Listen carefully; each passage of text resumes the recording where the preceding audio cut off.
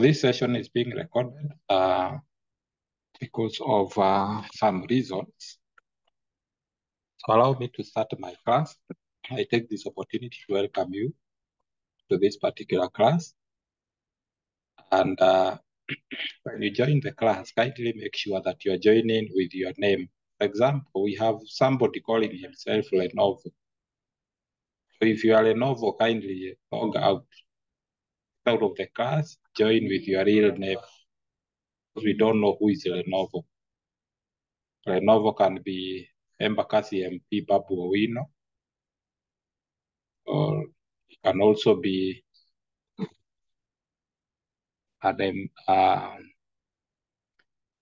activist from some organization. So we want to know who you are. So kindly, those who are joining with funny names, Lenovo, log out and join with your name. I'm giving you 2 seconds to do that. Failure to which you're actually going to give me no option but to keep you out of this particular class. So Lenovo, you do the necessary. I'm giving you 2 seconds to do that. Next thing, you'll find yourself out.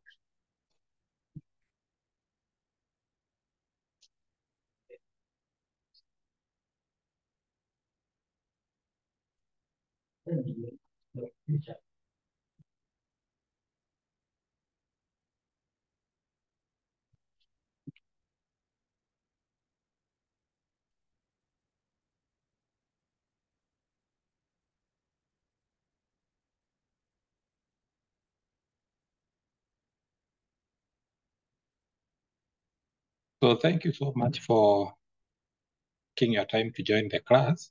I think I'll start my class as we still wait for others because, okay, time is not on our side. And again, we shall be having our cut today, and the cut will take 1 hour starting at 10 to 11. Now, having said that, last week we covered a topic, and the topic was about listening skills. And we went through the process of listening. After going through the process of listening, we also looked at barriers to effective listening. Then we looked at how can you improve your listening skills. And also we looked at who is a good listener. Good listeners, a good listener, and also the principles of a good of good listening or a good listener. Now today we are in topic 5, and we are going to cover the topic public speaking and presentation. Now, when you talk about public speaking and presentation, one thing you must know is that public speaking, like every good story, it has what we call a purpose. Public speaking has a purpose. You don't just give a public speech without a purpose. For example, the purpose might be to inform people on how to, maybe for example, how to inform parents, or maybe to communicate something to do with diseases like STI, sexual transmitted infection, and actually to entice the students or the young generation of the kind of STIs we have and how to prevent them, or how to ensure that these diseases are not part of our lives. Now, when you talk about public speaking, we have said that it has what we call a purpose, and it is often, that particular purpose is often called the thesis or main idea. So when you're giving a speech about STI, sexually transmitted infection, or maybe, for example, STDs, sexually transmitted diseases, that is your thesis. That is your main purpose. Now, that main purpose, again, you can call it the main idea.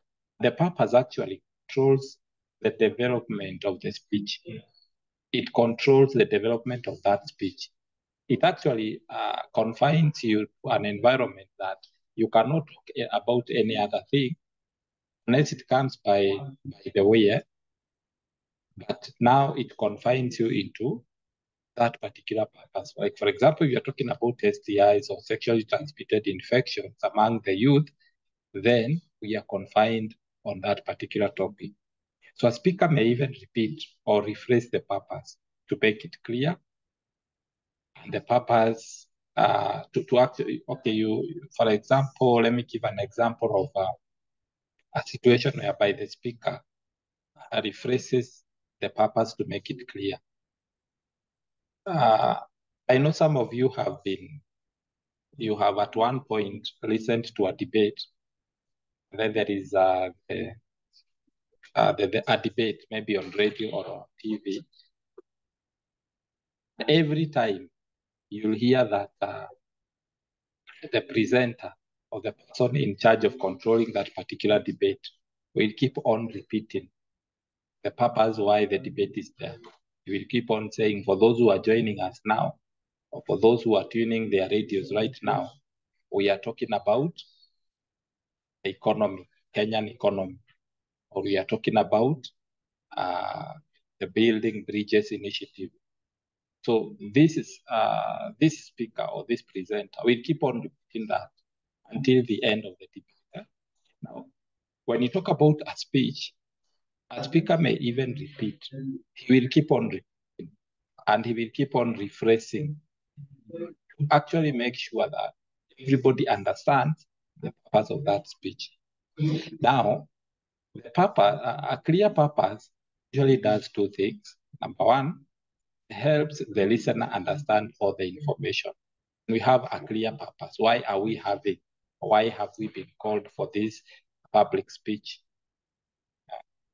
It makes the listener understand all the information. If you're talking about STDs or STIs, then even if you are to join when the speech has already continued for some minutes, you will still understand what the speaker is talking about. So it also, number two, helps the speaker stay on topic. So once we have a purpose, then it helps us to stay on the topic, not to discuss other things. We will not discuss types of cars. We are not going to discuss about buying plots in Kamuru and Joska and so on and so forth. So we are stuck, the speaker is stuck or is confined in one particular topic. And that is the topic that is being discussed, or the topic that he's delivering a speech about. So a public speech usually have four general purposes. One of them is to inform. For example, you want your listener to understand something. If they already know about something or about the subject, you may also help them to understand it better. Like, for example, we are saying, suppose you have a special talent for taking pictures of pets. You decide to give a speech that will teach these skills to others. So the purpose of your speech then is to inform, informing people that for you to take a very good picture of pets, this is how you do it. This is how you hold the camera. This is the mode that you're going to use. Don't use the night mode. Don't use the party mode, and so on and so forth. So through the facts, methods, and examples that you describe, your listener will learn about taking pictures of pets. So the speech or the speech may have what we call a purpose of informing. It may also have a purpose of persuading. What is to persuade? To persuade is simply to lure people, support your opinion, support your creed, or to support your belief. Like that, just the other day when we had general elections, we had the politicians coming to us to persuade us to vote for them. Some of them said, I remember very well when I was watching news, that when you elect us, you will be eating rice and beef. This is how the life will be once you elect us into power. Others promised you promises that you could see that now this one, They are beyond the truth. They told you that you are going to put electricity, you are going to make this place look like heaven and so on and so forth. Others promised you heaven. And the reason why they were doing all this is to persuade you to vote for them. I also have an example here. Imagine, for example, your school doesn't open the gym in the morning before classes start. Assuming now, your school does have a gym, and this gym, it doesn't open in the morning before classes start. So then you would like the gym opened an hour before the classes start. That is in the morning, an hour before the class started. So you feel you have several good reasons for changing this policy. So you decide to give a speech to convince your classmates to agree with you. You also want them to help you convince the principal to actually change the policy, that you open the gym in the evening. Why then can't you open the gym in the morning 1 hour before classes start? So you inform your fellow students, and you also convince them, let's go and meet the principal and convince the principal to be opening the gym 1 hour before classes start. Now, the purpose of your speech then is to persuade people to do what? To actually convince people to come and persuade the principal to be opening the gym in the morning at 1 hour before classes started. Also, we can also have a purpose which is to entertain. Sometimes a speech can, the main purpose of a speech can be to entertain. Maybe you want your listener to enjoy themselves. You want them to relax and forget their problems. You may even want to see a funnier, lighter side of an issue or an event. So, for example, suppose you decide to give a speech about the first time you rode a horse. Some of us have never done that. You want to give a speech about the experience you had the first time you rode a horse. So you remember several funny things that happened. And when you describe this experience, you also want your listeners to be amused, to entertain them. So to entertain is one of your main purposes. Like we had these particular places that we visit, like Churchill Live and or Churchill Show. And the main reason why people go there is to be entertained. You know, there are so many problems. People are going through a lot, including economic hard times. People want to relax and forget their problems. So they are looking at a place where they will laugh, be amused, they'll feel that their problem have been half solved. So now, these places like Churchill Live and Churchill Show, they help us to do what? To actually forget our problems and feel entertained. The other reason why we need a speech is usually done, or why we do speeches, is to inspire. So you want your listener to share a belief or a value, such as courage, justice, or love of a country. So you want them through your speech to feel encouraged or moved. So here I've given an example. Imagine 2 students in your school have done a very brave thing. You decide to give a speech about it. So you want the students to be moved by the bravery of these 2 students. Your purpose, therefore, is to inspire them. Suppose, I'm assuming, let me just pick one of you. Assuming somebody like Martin. Martin has done a diploma in software engineering, and now he works in a very big company. Suppose this company is Safaricom Kenya Limited. You are their software engineer. You have made it in life. You have made it in life. And now your principal from the school that you studied, he's calling you to come and talk to students who are about to do their final exam, because these students look like they have now, it's like they have lost it already. They do not have what we call the courage to face the exam. Because you are an alumni of the secondary school, that you are an alumni of that particular secondary school, the principals invite you to come and inspire your students, to talk to them, to motivate them, to tell them that you are also there, and that what is happening to them also happened to you. Now that particular speech, when you are giving the speech to these students who are about to sit for their final exam, is a speech that is, whose purpose is to inspire the students to do what? Face their exam. And now we also have a multiple purpose. A speech can have multiple purposes. For example, you'd want to inform. But before you inform, you entertain. Before entertaining is what we call, again, persuading. And this one happens very well when you remember the several general elections that we have had before.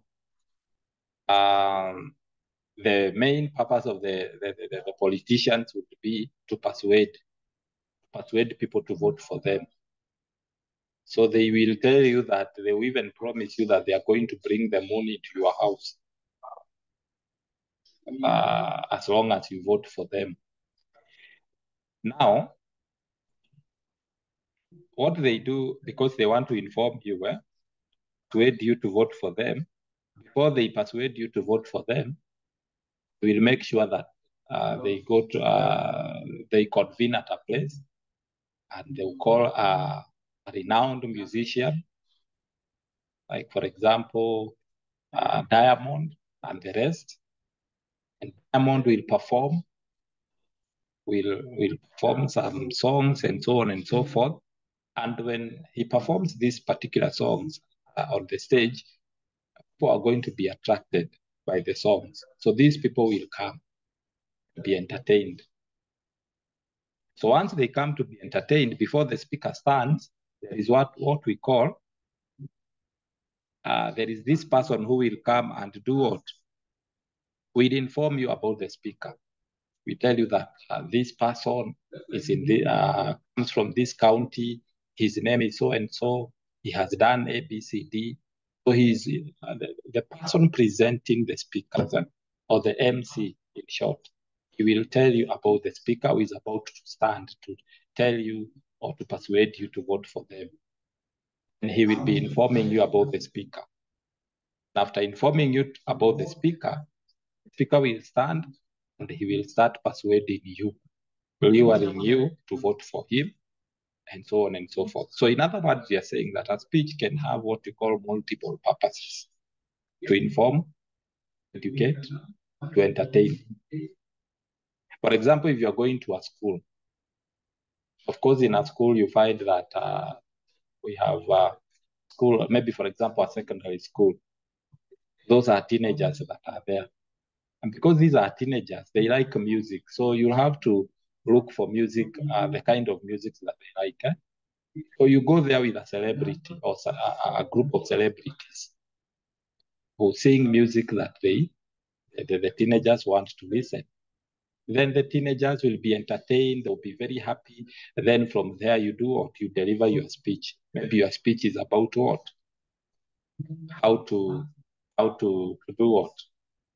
How to maybe, for example, how to survive in a secondary school or something like that. So types of speeches. We have various types of speeches, but we have two main types of speeches. Number one, we have the impromptu speech. Impromptu speech is a speech that is usually given by a person. And this person has just been invited, and he was not even aware that he was going to give a speech. Hii tutasema ya kwamba umeshtukiwa. Suppose one of your students, let me look for a name. Suppose Janet Maingi, who is doing DHM, Diploma in Hospitality Management, graduates at ZTech University with a Diploma in Hospitality Management. Now Janet Maingi is holding a party, a graduation party at their place. And you decide now, because I am holding a party, let me invite Mr. David Maina to come and enjoy himself. Now, when you invite me, I will come casually. I will just tag along my friends. And when I go there, I'm just going to entertain myself. Now, during the actual event, of course, there are some speeches going on. You have hired, maybe, for example, an MC. Then as I'm entertaining myself and I am talking to my friends and we are having good times, I hear the MC saying, "David Maina, can you come and tell us something about higher education or something of the sort?" Now you see, I was not prepared psychologically that I was going to give a speech. So as I walk towards the podium, I am thinking, what am I going to say? Now, that one is called an impromptu speech because I was not prepared at all to give a speech. I had gone to entertain myself and to celebrate the achievement that Janet Maingi, the achievement of Janet Maingi. Yeah? Now, this one is called impromptu speech. Impromptu speech are usually short and organized simply. For example, if you are to give a topic on my favorite hobbies. So in a short speech, you could talk about 2 or 3 hobbies. And again, when you're called to give a speech, an impromptu speech, people understand that you are not prepared. People understand that you are thinking on your feet. You are trying to think, what am I going to say? I am not prepared.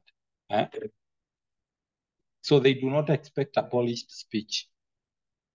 They do not expect a polished speech. Now, that is the impromptu speech.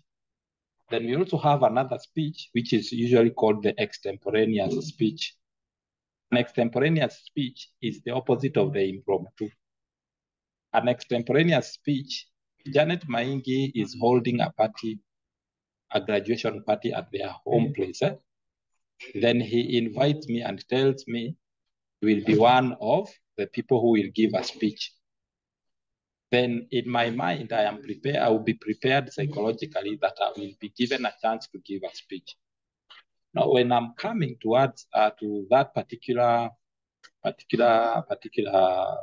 tea, I'll organize myself, I'll organize my point and the flow, how it will be. To this particular point, I am prepared psychologically. Even the mode of dressing, I am dressed I'm dressed properly so that when I stand in front of people, I will look like a professional or something like that. So this type of speech allows the speaker to prepare in advance. The speaker knows when, where, and whom the speech will be given. In some cases, the speaker chooses their own topic. In other cases, the speaker is given a topic. For example, if you are called by your school, your former secondary school, and they are telling you, Janet, can you come and give a speech to these young girls concerning academic? Because it seems like they have lost hope. Come and tell them because you are once an alumni, you are once a student in our school. Now, they give you a topic or they tell you, you just plan yourself, come and encourage them. So you'll have to choose a topic of encouraging them. You can read several books, motivation books. You can read even the Bible. It doesn't matter. So it's upon you to look for an approach, the approach that you will use, as long as these girls feel encouraged. But in most cases, the speaker must decide the specific purpose of the speech. Once the purpose is clear, the speaker can begin to prepare the speech. A speaker may write an outline of notes, or the speaker may also give the speech with or without the aid of the outline or notes. So in rare cases, a speaker may write out the whole speech. Yesterday at night, around 10, I was listening to a speech that was given by PLO Lumumba in Nigeria, and he was talking about Africa. And to say the truth, when I was watching it, PLO Lumumba was not reading from anywhere. So we are going to check what kind of a speech was he giving. And he quoted so many countries. I remember he quoted Nigeria. He quoted this guy called Museveni. He quoted Kwame Nkrumah, and so on and so forth. He quoted even Zuma and such kind of people. So this type of speech is called manuscript speech. Manuscript speech is the one that you do what we call, it's same as what we call extemporaneous speech. Now, having said that, let's look at 4 main general purposes of a speech, unless there is a question up to that point. Is there any question? Any question? Washington Mwangi, kuna swali?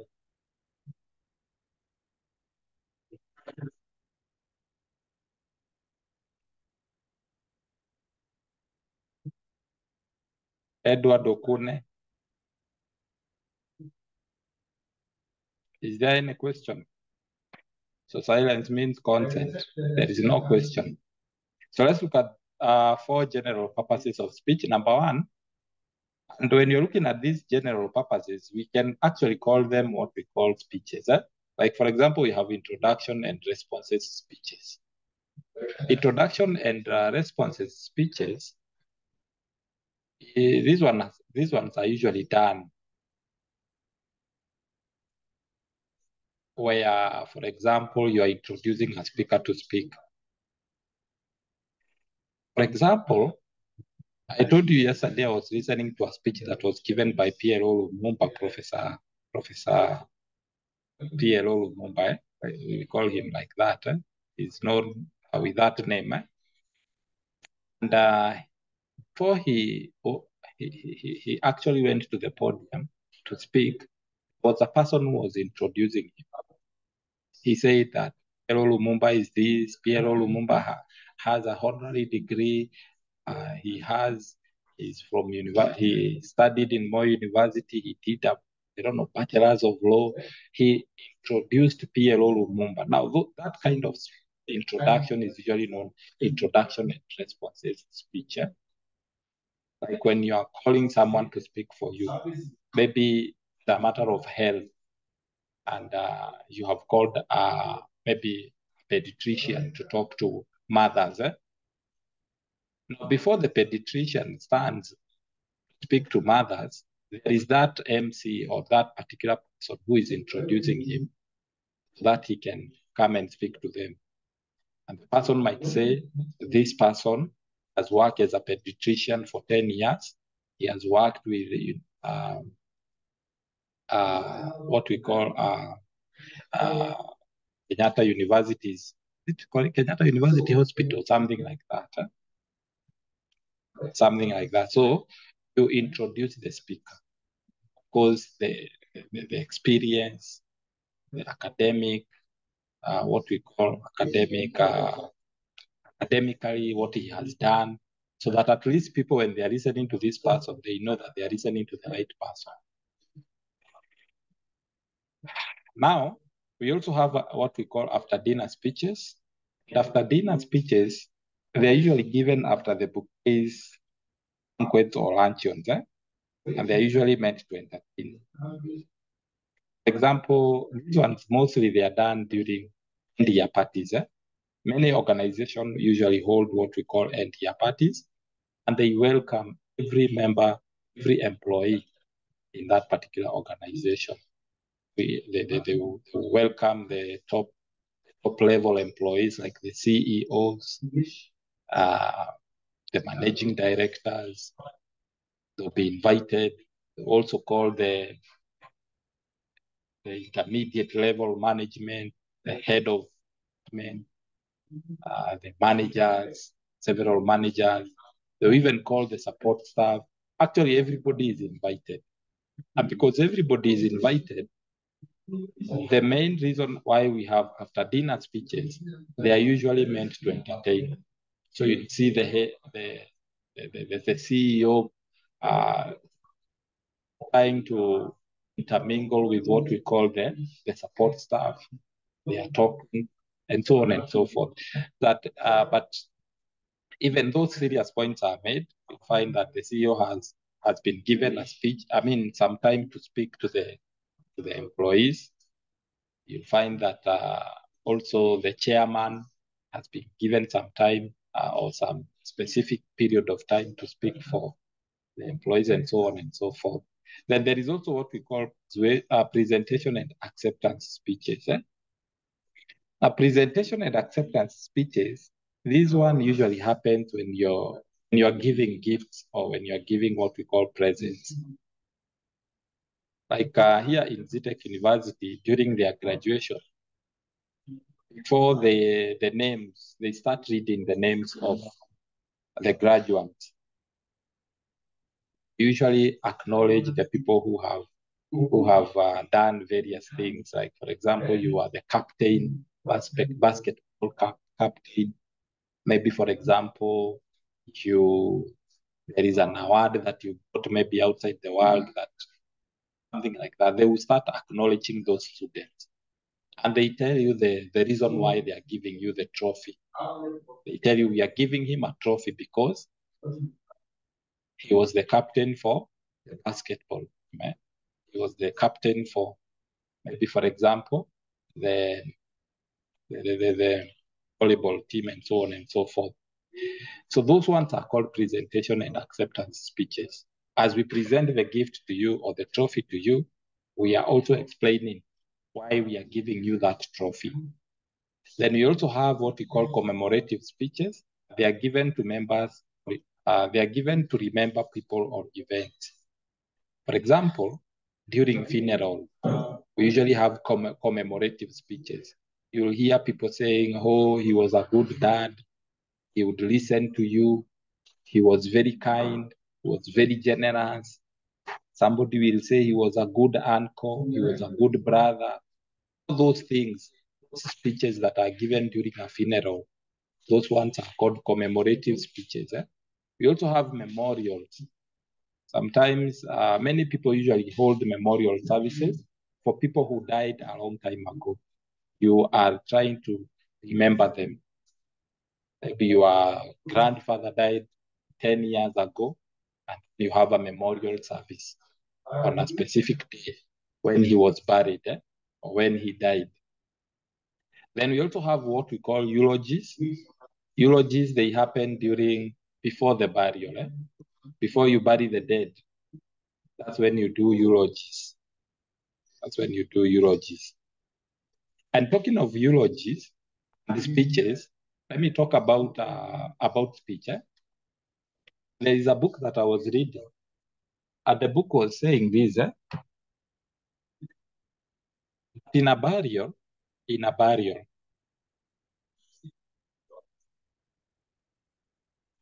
someone is told to, I mean, when someone is being told to come and speak to the people who have come for the burial, you find that these people feel so afraid to speak to people, and they wish I was the dead person. I wish I was in the coffin, but not give a speech.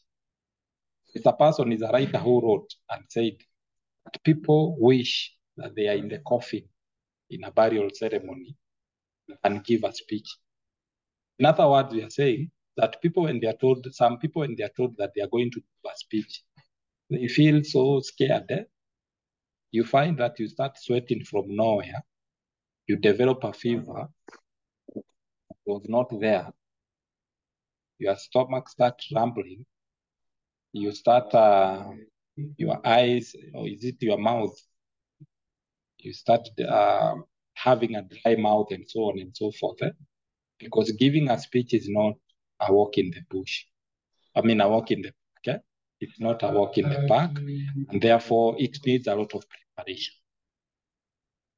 I was told that there are people when they are told that you're going to give a speech, they say that one is very easy. It's only to, this is what I'm going to do. There are also those people when they are told you're going to give a speech, that is what we call the butterflies in their stomach. They have butterflies in their stomach. There is fear, there is a fear that comes. I was told that fear is good because if you are told to give a speech and there is that fear that comes in you, it simply means that you care so much about what people will say about you. And because you care so much about what people will say about you and how people will see you, then it calls for what we call adequate preparation. So that when you stand in front of the people will see the way you want them to see them, see you. They will see you where you want them to see you. So in other words, fear is good, but you have to make it to prepare to overcome that particular fear. So leave alone those people who say, giving a speech is just a walk in the park. You just stand in front of them, you read the manuscript and you are done, you go sit down. No, it doesn't happen like that. It requires a lot of preparation. If you call me to give a speech, you have to give me some time.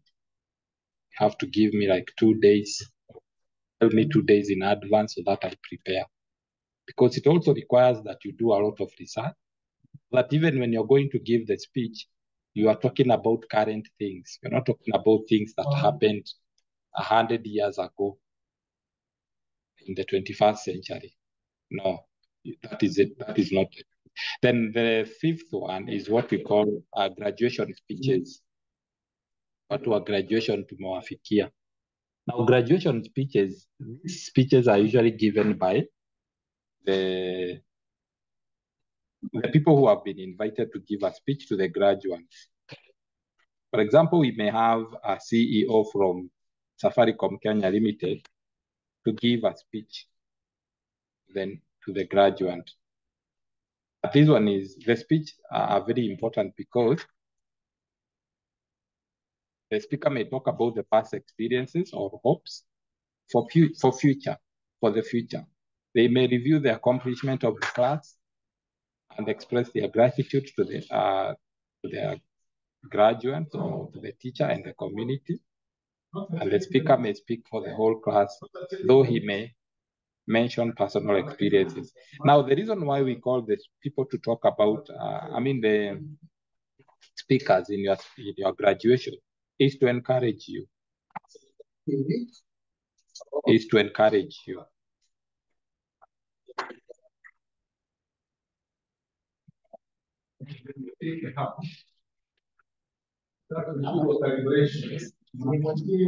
So how do you deliver the speech? You deliver the speech like this. Number one, there is also what we call impromptu speaking.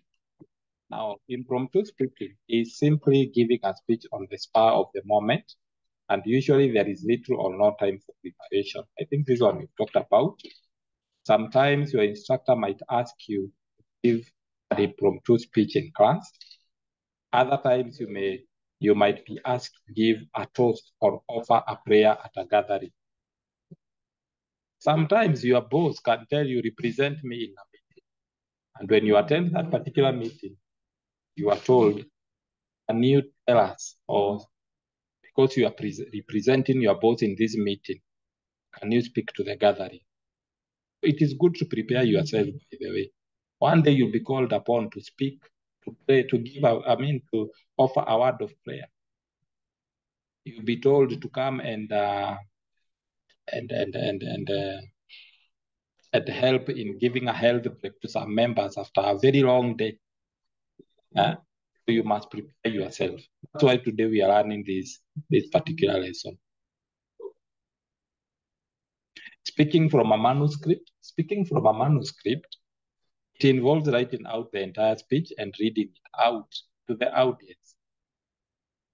Writing out the entire speech, you write it down.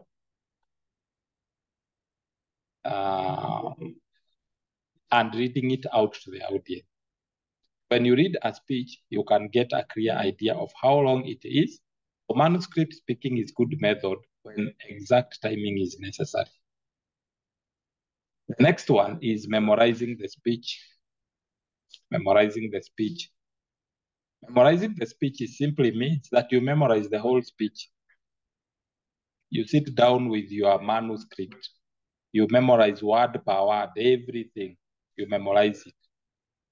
Once you memorize it, you say it. You speak as though it is coming from you, but it is something that you memorize. The way we used to do in primary school, we used to memorize a whole poem, and then when that time of presentation comes, we present something like that. And then there is also what we call extemporaneous speaking. And here the speaker delivers the speech from note. So because you are prepared to give the speech, you are told in advance, so you read from the notes. So guidelines for delivery. So you have been called to go and give a speech to a group of students. What are some of the guidelines for you to deliver a good speech? Number one, you must focus on yourself. How do you look? So we must look at appearance. We are being told to dress well and appropriately. But you're going to give a speech and you're wearing tattered jeans. You're going to give a speech and you're wearing clothes that start very late and ends very early, showing your stomach button. You're going to give a speech and you're wearing a miniskirt. I'm not saying it is bad, but there is time for everything. So appearance is very important, because if you appear like that, for example, you are wearing a top that ends very late and starts very early and ends very late, exposing your stomach button, and you're going to give a speech to a group of CEOs, they will not take you serious. They will not even listen to you. Actually, we'll be focusing on your clothes or your clothing. So that's why you are told when you dress properly, you attract attention. And you show how serious the speech is. So dress well and appropriately, walk with confidence. Don't walk as though you are so old with your hands at the back. No, look interested in giving the speech. Even if the topic is not interesting, you have to develop interest for that topic, develop some kind of interest. So look interested in giving that particular speech.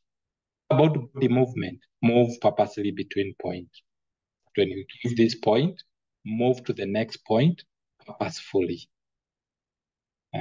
If you are always moving, then people will not know when you are in point number 5. People left you in point number 1 and you are not moving purposefully. So tunasikia tu point number 10 na ndio tulikuwa tumeanza point number 1. Eye contact, very important. Keep eye contact. Maintain eye contact, because eye contact is very important.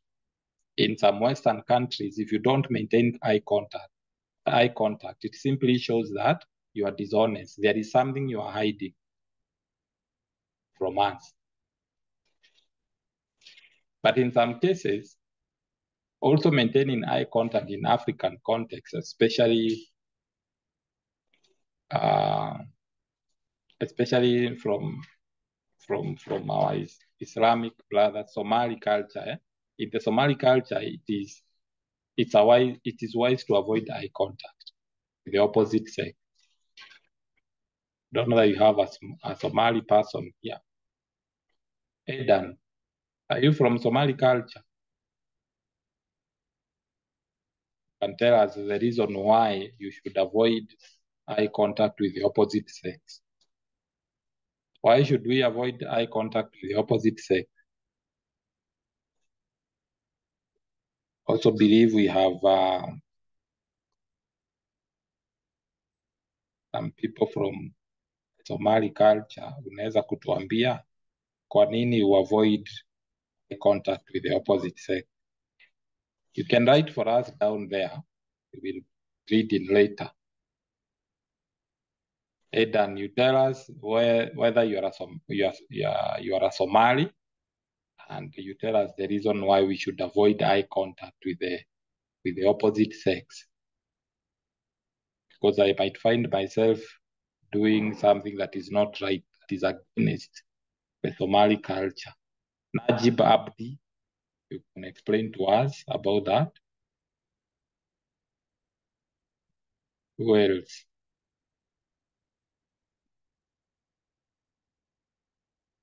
Yeah, we have several people who are here.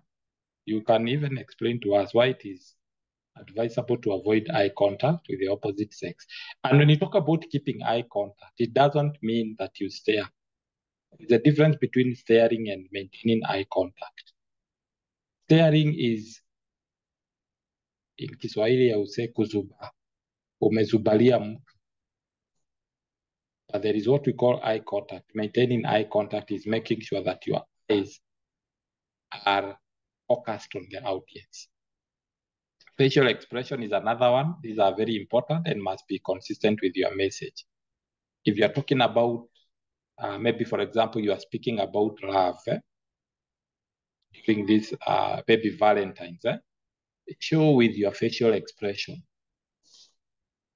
Don't tell us about love and in your facial expression, you are very, very gloomy. You are very gloomy, eh? Gestures, very important. When we speak, most of our gestures are made up of hand and arms movement. So we usually use gestures to express or emphasize ideas or emotion. Postures, very important. The way you sit, the way you stand. It's a matter of how we sit and walk and stand. If you drag your feet or slouch, you could be communicating that you are very lazy. A young man is slouching, is dragging his feet as he walks to the podium after an introduction has been made about him. You will be communicating that you are very lazy. You will also be communicating that you are sick, you are tired, or maybe you are depressed. Also keep in mind the way you sit in your seat. How you rise when you're coming from the seat. Do you drag yourself when you are rising from your seat? And how you walk to the podium. As I told you, when I was watching this particular speech that was being given by PLO, after he was introduced, he walked very fast to the podium. I was actually looking at everything about it, about the speech. He walked very fast and straight to the podium. It's like he was waiting to be introduced. He was waiting for him to be introduced. Immediately, even before the speaker finished introducing him, Hello Lumumba was in the podium. That shows that he was interested in actually doing what? In giving that particular speech. How do you sound is another thing. The volume, check your volume so you'll be heard throughout the audience. Use a microphone if you are in a podium. Stop struggling to shout. Utaharibu sauti, utashikwa na inaitwa cancer ya throat. You have 300 people in a podium, but you want to use your voice to speak to them. You want to shout. You will actually, if you want to shout, number one, you will get tired very fast. You may distort your voice. Na hata pia unaweza shikwa na magonjwa ingine tu hapo tu. Unaanza kukohoa, sauti imeharibika, watu hawakusikii, and so on and so forth. Pace, this refers to how fast or how slow you speak. Very important. So if you speak too fast, it may be difficult for some people to understand. If you speak too slowly, you risk losing the attention of your audience. Assuming that you have 300 people in a podium and you're speaking slowly, hauna haraka, unaongea polepole ni kama unajipea story. That is what will happen to you. Sometimes it is also good to use visual aids, especially if you're talking to a very large group of people. It's good that you use PowerPoint so that they can see what you're talking about. Use images. Use what we call pictograms, all those things. So you also have what we call verbal and visual supporting presentation, function of supporting material. Supporting material are used to clarify the speaker's point, to emphasize the point. For example, supporting material can be an image. Supporting material can be cuttings in a newspaper. It can, such kind of things, they are called supporting material. They are to clarify the speaker's point.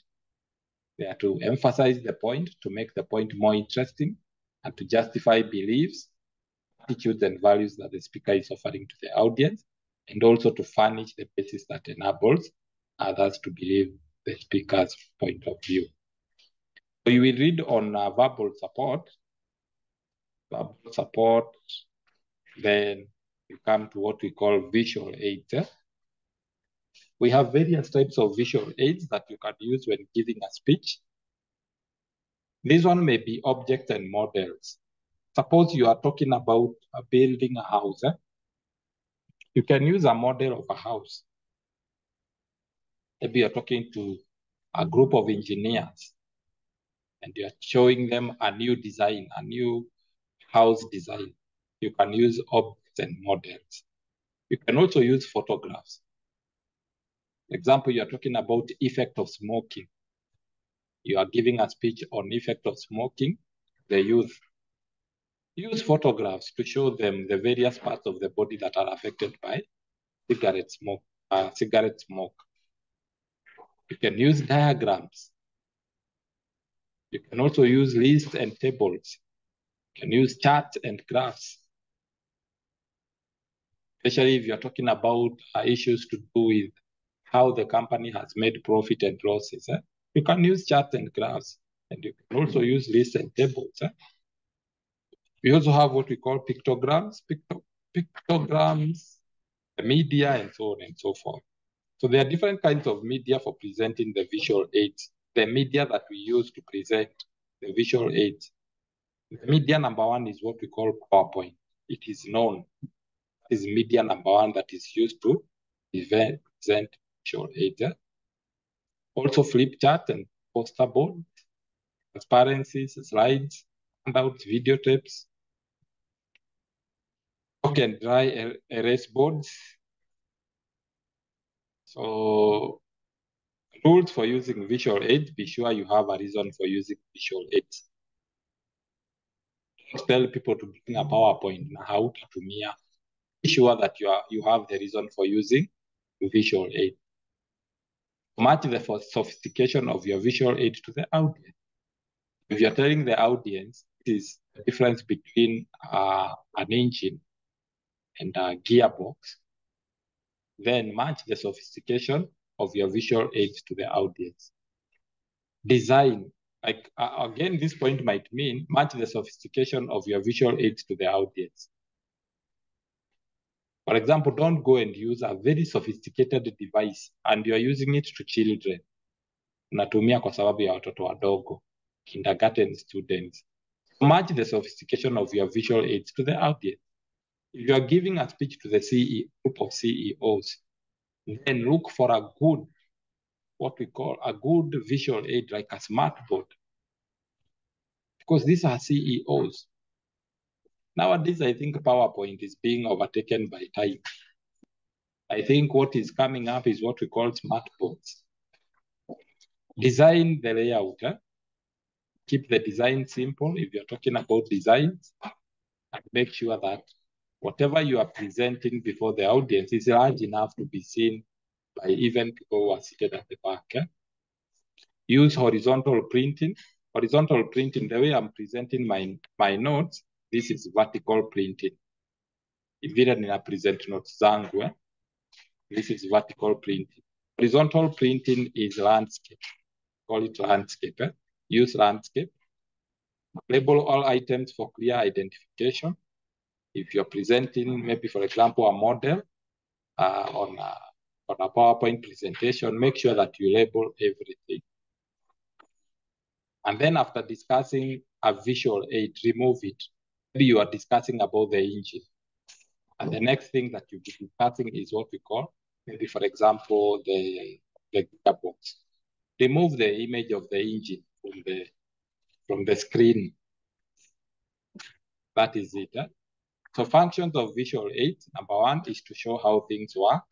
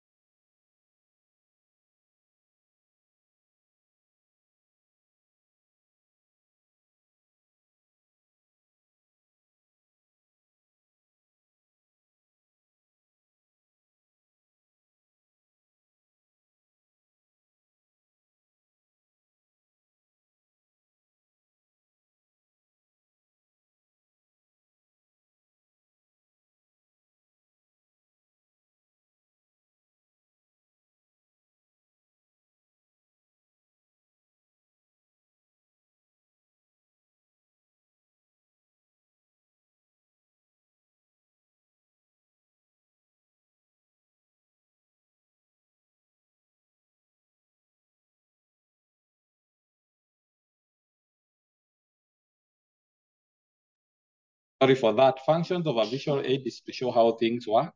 For example, you want to show people how an engine works.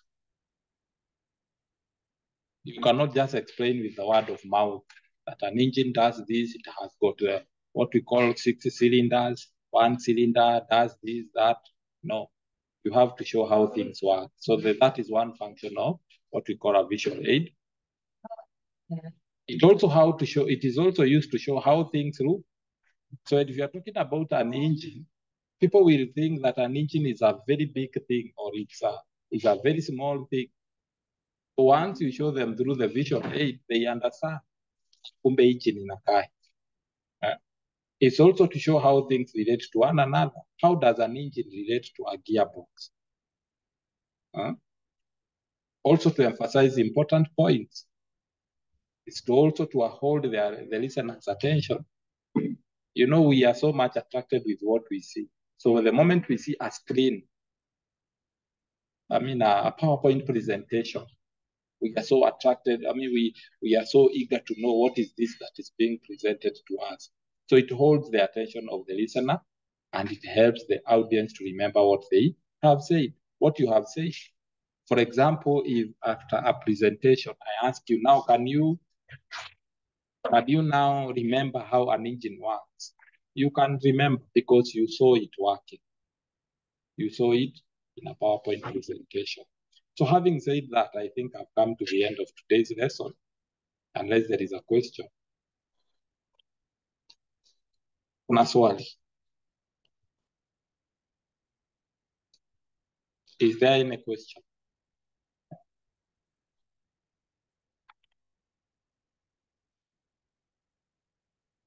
Do we have any question? This class has so many students. I don't know why the others have not joined.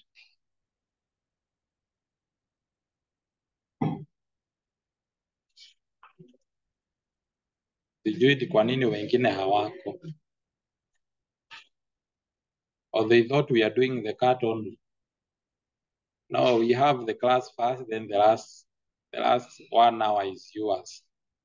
Now, having said that, I think I've come to the end of today's lesson. Now,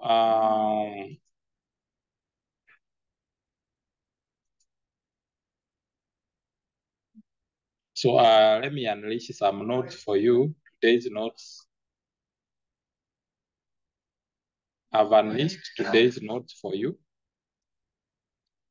I've also unleashed activities for you. There is a card that awaits your attention. This card will open at 10 a.m.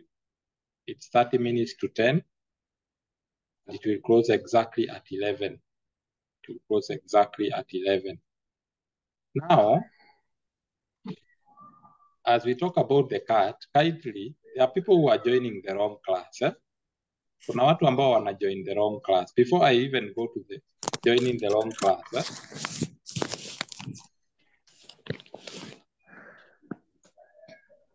there is a link that I will share here, and that link is for this particular class. So these people who are joining the wrong class, nyinyi wenye mnajua class iko siku gani, so you tell your people that the class is Wednesday, no Thursday, from 8 a.m. So if you are doing DHM, inform your students, inform your people that the class for DHM is Thursday morning, and the person taking you through is Mr. David Maina. Because if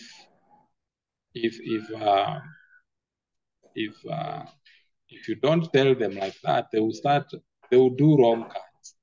Tafanya cards za mwalimu mwingine. It will bring about confusion. You'll be confused the whole semester. We are in week 7. Actually, we are halfway. Semester iko katikati. Na bado kuna watu bado wako confused. And the secret here is read your timetable properly. Know that my class is on Thursday at 8 a.m. to 11, and the person taking me through is Mr. David Maina. Once you know that, if you go to the portal, you look for the group. Of course, I did this one for you. I separated you, nikaweka nini? Nikawaweka the right group. But still, there are people who have not joined the class. You still want to join the class, the wrong class. So unajua hiyo sasa itakuwa shida yako. It will now be your problem, because when it comes to cards and assignment, if I'm asked how many people did my cards and assignment, I will only present those who did my card. Kule kwingine ulifanyia, mimi sijui wapi. So be very careful. Don't just join group because it is written communication skills and it is on Wednesday or Thursday. You just join. That one is ignorance of the highest order, and you should stop ignoring yourself. I mean, not ignoring yourself, but you stop ignoring some things. Acha kuignore vitu zingine. So I'm sharing a link for the WhatsApp group, and this group is specifically for Thursday classes. Thursday classes by Mr. David Maina. So if you are doing DSC, Diploma in Software Engineering, and you're doing Diploma in Hospitality Management, this is the right group. This class has got only 2 groups, Diploma in what we call Diploma in Software Engineering and Diploma in Hospitality Management. So kama wewe uko hapa, na wewe group yako sio, you have a different group, then you are not supposed to be in this class. If you are not a DSC student or a DHM student, then you're in the wrong class. So read the timetable. The secret lies in the timetable. And you will end up doing the wrong assignment and cards. And when someone is marking your assignment and cards, atasema huyu mwanafunzi hakufanya kazi yangu yoyote. Kumbe ulienda ukazifanya kwa mwalimu fulani, which is not right. So having said that, I want you to pay close attention, because I am going to show you how you are supposed to do your quiz, your card, which starts at 10. I want you to show you how you're going to do your card, which starts at 10. So I'll be sharing my screen. I know you have been told this. Some of you have been told this and you have been taken through this. You still want to do what? You still want to tumbua tu watu. Now there is, now this is continuous assessment test 1. Of course, you cannot see it. You can see it from your end, but you cannot do it. Now this card looks like this. So if you are doing the card, you come here, you click on that particular continuous assessment test 1. Once you click on it, I want you to pay attention. Of course, I cannot do it because it's there. You can see it here. It opens on Thursday 15. Today is Thursday 15 from 10 a.m. and it closes on Thursday 15 at 11 a.m. It is today. So when you click on preview the quiz, and it tells you start the attempt. Now wait a minute. Just give me a second.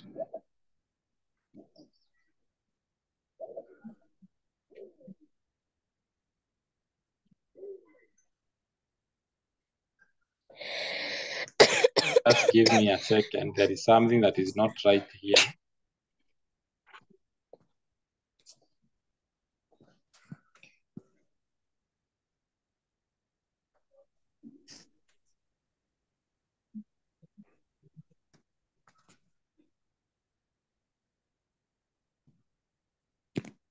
Now, this is how you do the cut. I want you to pay attention. I want you to pay close attention to what I am telling you. Because some of you, when you start doing the cut, kwanza kunipigia simu hapa, it is not working. Kumbe ni wewe haujafuata maagizo. So, nataka ufuate maagizo vizuri. This is your cut. This is your assignment. It looks like this from your dashboard. Now you click on the cut and assignment, a particular cut. Now, the moment you get to that particular part, you'll be required to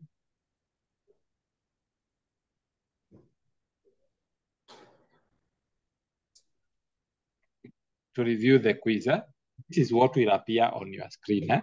Please read the following message. Then you have to accept this.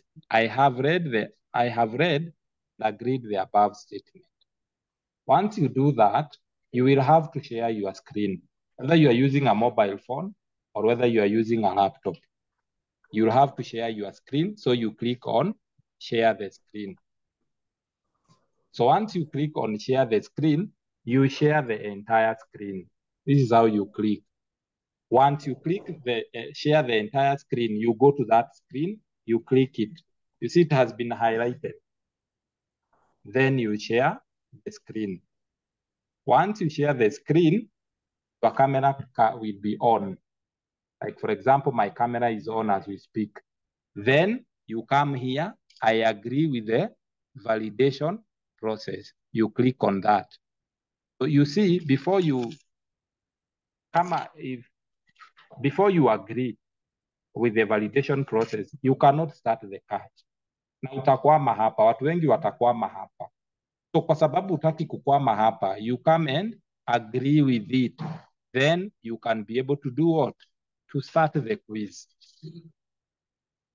Once you do that, you come again, continuous assessment test 1. I understand that this is important. Then I have read and agreed with the statement. You click it and then you start your attempt. Once you do that, your quiz opens. You cannot do your quiz. Then after choosing a question, you go to the next. After going to the next, you go to the next question, like that, like that. I hope you have understood. It's as simple as that. Na inapea wanafunzi kizungumkuti, mumeshindwa kufanya cut, calls here, calls there. It's a very simple thing. Any question? Afadhali niulize swali saa hii before you start calling me masaa ya kati ikifika. Because I will be in another class, so I will not be able to help you. I will be in another class, I will not be able to help you. And some of you might end up not even doing the cut. I am repeating it again. Narudia tena kwa wale ambao wamejoin saa hii. Let me repeat it again because I don't want you to call me because I will be in another class. And I'm actually not going to be in a position to help you. That's why I am sharing my screen. I know some people have not told you how you are supposed to do it. Now, when you open your dashboard, this is what you will see.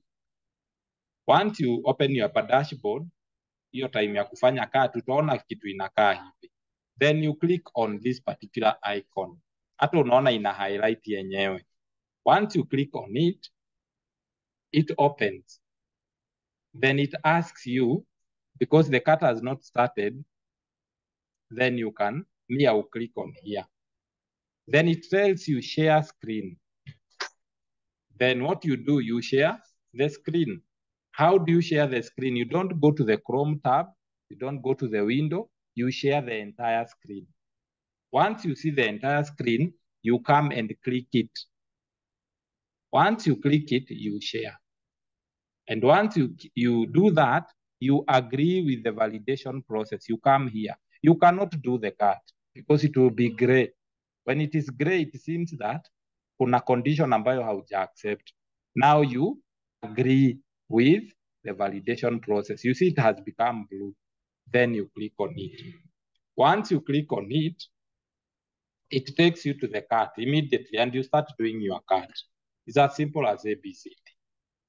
People wanakwama hapo, unapigia walimu simu, unawasumbua, na wewe ndio ufuati maagizo. It's as simple as ABCD. Even if you are using a phone, even if you are using a desktop machine, even if you are using what we call a laptop, it's as simple as that. So that's how you do it.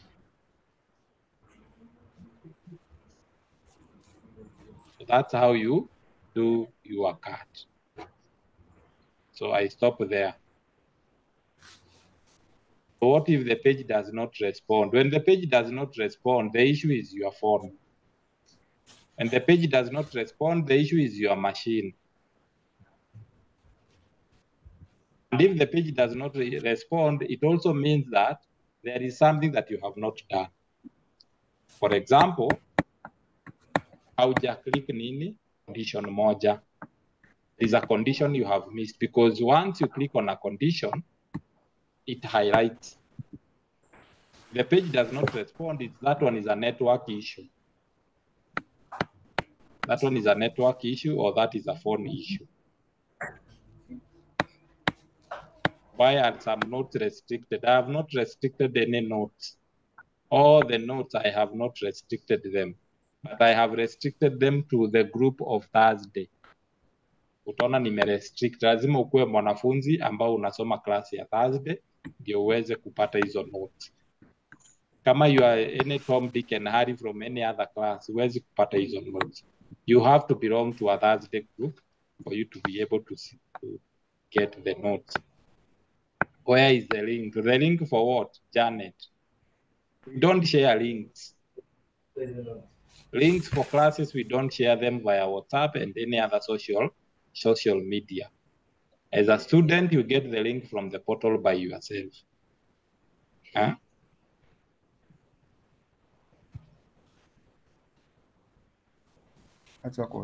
So I hope I've answered your questions.